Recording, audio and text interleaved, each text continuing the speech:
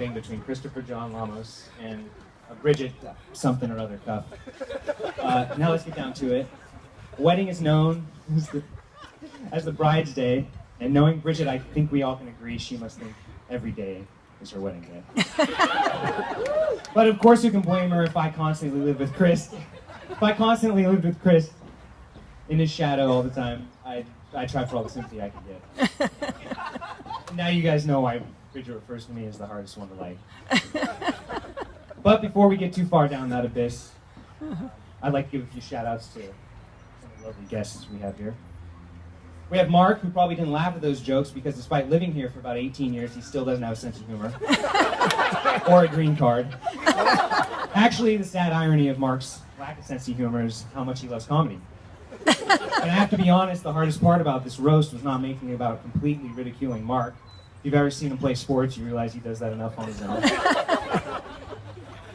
We have Chris's parents to thank for his wonderful young man up here with me. Well, he's not up here, it's actually Matt Lamos. And I'd like to thank John Lamos specifically because if the bathroom's occupied, he can just go out to his car and use the piss jug that's in his backseat.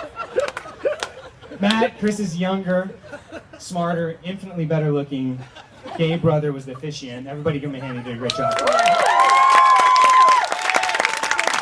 You know, I personally don't think Matt's gay. I just think one day he woke up and saw Chris and tried to get himself disowned. But, sorry Matt, it didn't work. And I want to thank you for bringing Fazil into our lives. He's lovely. He's a cutie. Which Syrian refugee camp did you find him in? And as long as I'm acknowledging Chris and his brother, I gotta acknowledge all of his siblings, his family. You guys are all like family to me too. By that I mean I only see you occasionally. You bug the hell out of me, and I'll never be able to get rid of you. Speaking of family, let's all give another hand to another happy couple here on Bridgette's side. Katie and the kids she babysits. Seriously though, Kevin, how old are you? You're so young looking. Did you promise to propose after you graduate high school and get a job? Steven, or as I like to refer to him, Chris's first love, you look as handsome as ever. I like that leash. That leash was beautiful. That's not a joke, I just think you're pretty. There's no doubt that my good friend Victor has some Latin blood in him. He's got moves like Shakira and back hair like a Yeti. He's so hairy, seriously. It's like a chia pet impregnated the Chiquita banana lady. Jared shaves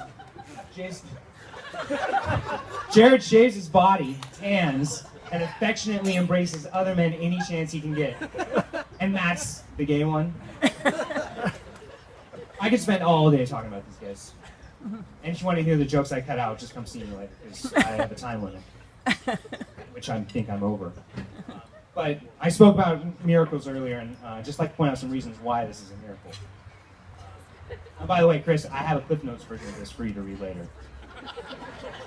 Believe it or not, I actually had a hard time coming up with jokes about Chris because, I mean, look at him. What can you say? He's a prematurely balding, chip-toothed man-child.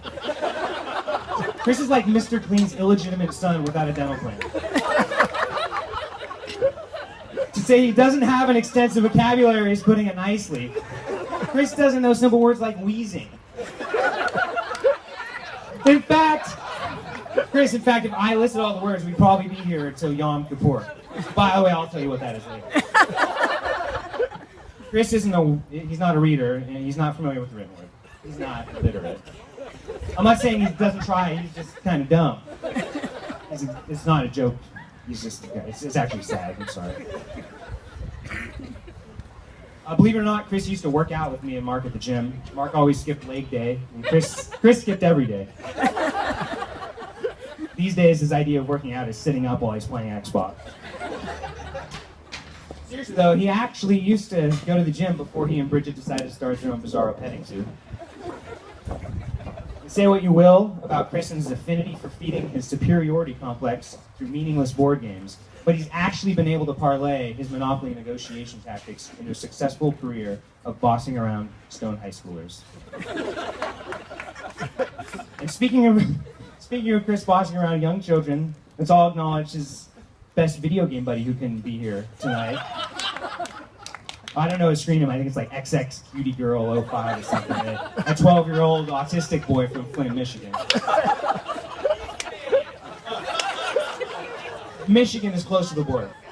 Parts of it. Anyways, lastly, I like to say my good friend is a man of few words. He's not stoic or the strong silent type. He just doesn't know any words. All joking aside, I really do love Kristen's family. Bridgette and your family. Our friends and everyone who's either disgusted or just hates me. I spoke earlier about family, and when I move beyond all your qualities and your many shortcomings, one thing that stands out to me, Chris, is that you really have a way of making someone feel like they're part of your family. And it's, excuse me. And it's, this is supposed to be one sentence. And it's not because most of us here have lived with you one time or another. It's a quality that's inherent to the Lamos family, and his siblings and relatives exude it as well. They're people I know and appreciate for life. So I want to say thank you, Chris, for making me part of your clan. Bridgette, unfortunately, I don't know your family as intimately. But I can say that Hannah, Lori, and Bob, you've raised at least one wonderful daughter. The jury's still out on Katie. Seriously, Bridgette, though, you're part of our family now. And judging from the fact that since the first moment we met, you've given me as much shit back as I have given you, you always have been.